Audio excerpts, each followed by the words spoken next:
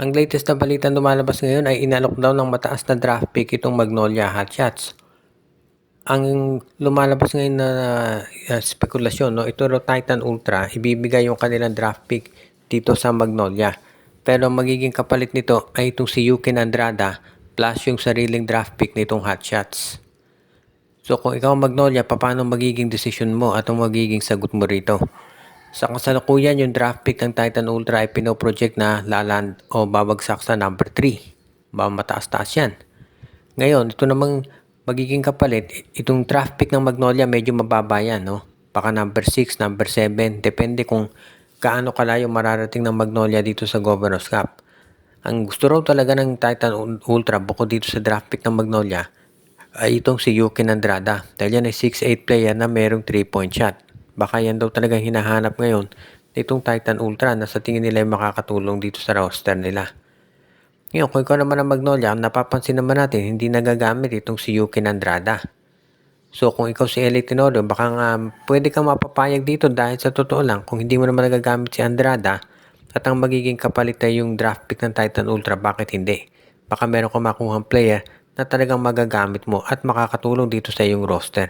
So sa tingin ko, yan yung kinoconsider ngayon nitong Magnolia Management.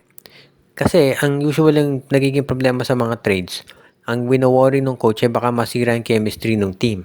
Pero sa kaso ni Andrada, hindi naman siya masyadong ginagamit talaga ng Magnolia. So hindi makakasama doon sa kanilang chemistry kung ang nasabing player ay mate-trade na. Kaya sa tingin ko, hindi ito magiging problema para dito sa Magnolia. At yan ang dahilan kung bakit ngayon itong Magnolia sa tingin ko papayag dito sa trade offer na yan nitong si Coach Renzi Bahar ng Titan Ultra dahil pareho naman sila na magbe-benefit sa nabagay na ito.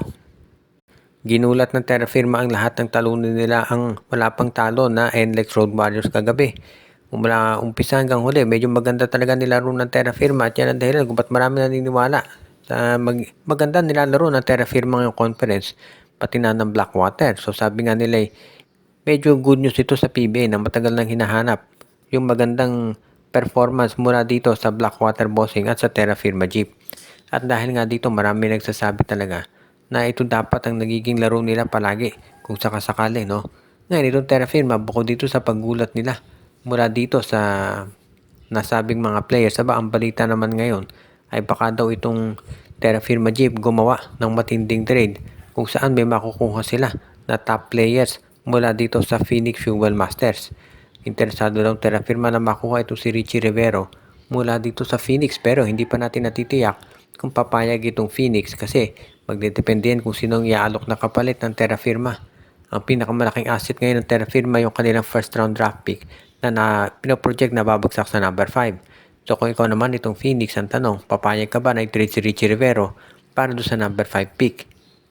Kasi ang magiging tanong dyan talaga, meron doon ba sa mga players na sasali sa draft, meron ba diyang makakapag-deliver o makakapag-provide ng value na katulad ng binibigay ni Richie Rivero sa Phoenix Fuel Masters? Yan yung magiging tanong at siguradong yan yung pag-aaralan ni Coach Charles Chu.